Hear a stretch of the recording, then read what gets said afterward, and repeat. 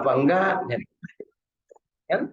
Masing-masing punya hak, masing-masing punya keinginan. Nah, ketika itu terjadi, maka Allah Subhanahu wa taala memberikan pedoman kepada umat Islam melalui Kanjeng Nabi Muhammad Shallallahu alaihi wasallam, maka jangan tiru perilaku Bani Israel. Jangan tiru. Kenapa jangan tiru? Karena apa? Itulah jebakan mereka. Tapi dai nama orang niru, rek niru kumaha sinetron kabeh di ditu. Nyebutnya leres.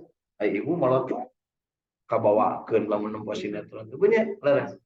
Tak ayeuna nu boga nagara keur marahin sinetron. Mana-mana sinetron punya sinetron anak tertukar, sinetron keputusan tertukar. Kan gitu punya. Heeh. Sakedeung deui sinetron presiden tertukar. Ya.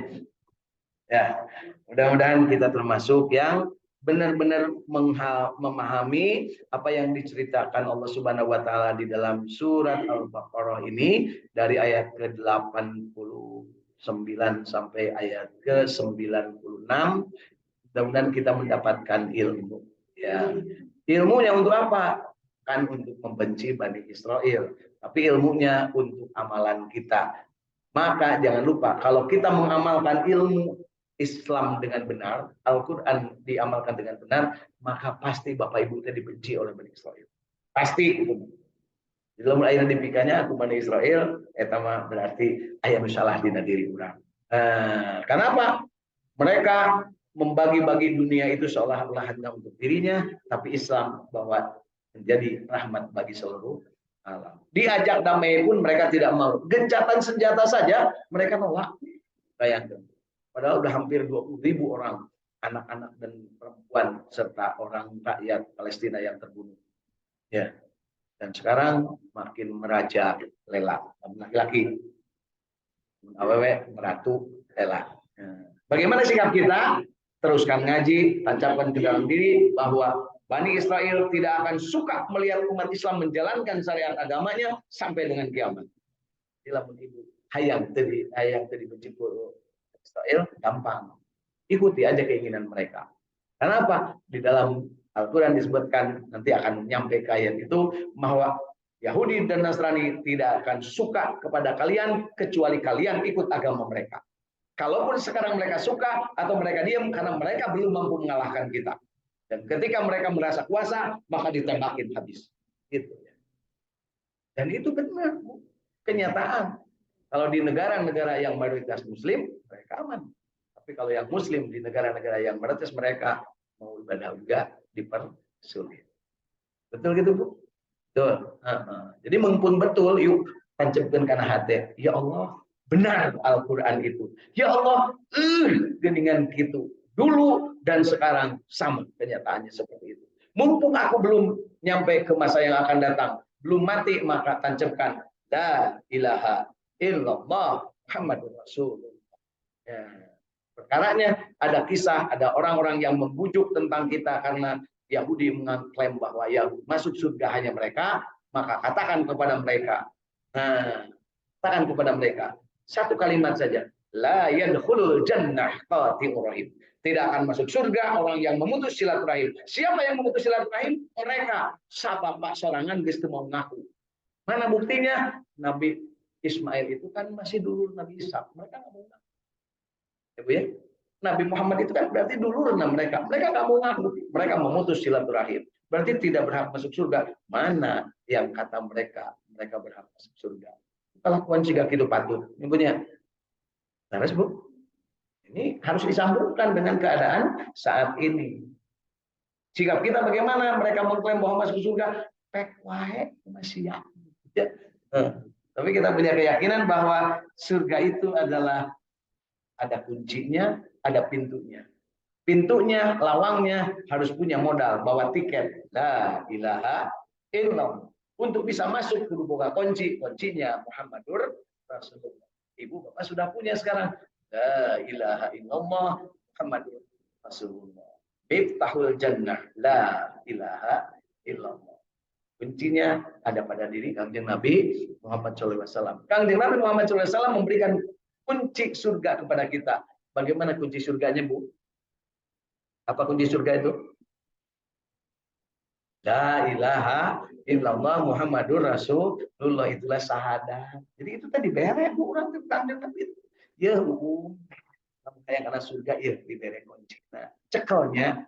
Jadi bukan urusan kanjeng Nabi, urusan kurang. Nyekal atau ente. Terus dibikin tak apa dede kunci teh dilengitkan ku padede teh asa dua la ilaha illallah teh Muhammadur Rasulullah tara ngalaksanakeun ibadah, tara ngalaksanakeun akhlak anu hade. Ngaku-ngaku hayang jadi umat kanjeng Nabi, saur kanjeng Nabi asa teu wau. Eta kieu cenah umat kami mah. Nah, gitu Bu ya. Kira kalau dikituin gimana Bu nasib kita? Ya, jadi aku di RW kadang kita bingung karena tidak dapat kupon gratis PLT di sembako. Nah, kan gitu ya. Dia kamu tadi aku jadi calon penghuni surga. Nauzubillah. Jadi itu yuk kita sama-sama kumpulkan bekal pada diri kita, kumpulkan potensi-potensi batin kita untuk menjadikan semuanya ini menjadi bekal kita.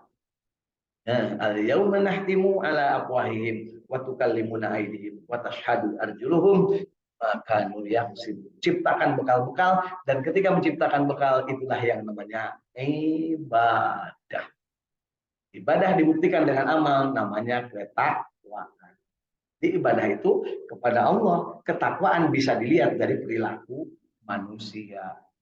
Perilaku manusia dan ketakwaan bisa dihimpun dalam sebuah tatanan kehidupan namanya akhlak. Jadi akhlak itu adalah kumpulan keimanan dan ketakwaan, kelihatan dari akhlak. Akhlak muslim yang muslimah yang soleha katingali tina baju nu dipake, tina guyat gayotna, tidak nyariosna, kan gitu ya. Hanya itulah menjadi kualitas iman seseorang tercermin dalam akhlaknya. Akhlak yang baik akan membawa kepada kebaikan. Kebaikan itu akan balik kepada diri sendiri. Ya, itu Pak. Kenapa? Karena kita tahu bahwa Allah mencintai kebaikan. Wahsinu innallaha yuhibbul muhsinin. Surat Al-Baqarah ayat 195 can nepi Bu. Ayeuna teh keur menuju ka arah 96, berarti 88 ayat deui baru akan nyampe ke ayat itu. Dari sekarang persiapkan seperti apa yang ahsinu itu, apa yang harus dilakukan sikapnya, keimanannya seperti apa, perbuatannya seperti apa. Nah, salah satunya lamun geus disebut dengan ahsinu itu ketika kita sudah mendapatkan ilmunya maka segera amalkan meskipun belum sempurna. Sama dengan Bapak Ibu ketika naik motor atau belajar motor. Bagi yang sudah pernah naik motor, kalau sekarang disuruh naik motor, ADD gampang, langsung berangkat. Baheula keur barang pertama kali disuruh, "Dek, naik motor." Kumahanya nyolokkeunna ka mananya? Dia kumahanya, dia kumaha kan itu lama tuh untuk bisa nyampe. Lama. Tapi kalau setelah bisa, gancang. Itulah juga keimanan kita. Ayeuna hese ka masjid sabab naon? Diajar oge teh. Tapi kalau yang sudah biasa menjadi mudah. Dan kemudahan itu dari Allah Subhanahu wa taala. Yuk kita akhiri untuk mendapat kemudahan, untuk mendapatkan ilmu, ilmu yang diamalkan, kemudian kita tidak bodoh terus kita nanya, kemudian kita juga mengerti kebaikan meskipun kebaikan itu sepele dan kecil, dan jangan coba-coba mengganggu orang lain berbuat kebaikan. A'udzu billahi minasy syaithanir rajim. Bismillahirrahmanirrahim. Wal 'asri innal insana lafi 'usrin illa alladziina aamanu wa 'amilus shalihati wa tawassaw bil haqqi wa tawassaw bis sabr. Bismillahirrahmanirrahim. Inna a'tainaka al-kautsar fasholli li rabbika wanhar inna saniyaka huwal abtar. Bismillahirrahmanirrahim. Alam tara kaifa fa'ala rabbuka bi ashabil fil. Alam yaj'al kaidahum fi tadlil wa arsala alaihim tayran ababil tarmihim bi jaratin min sijil وجعلهم كعصف مأكول. بسم الله الرحمن الرحيم. لا إله إلا الله الملك الحق المبين محمد رسول الله صادق الوعد الأمين. لا إله إلا الله محمد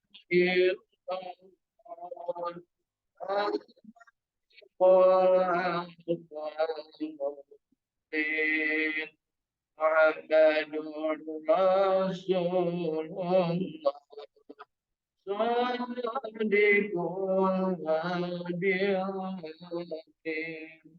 لا إله إلا الله محمد رسول الله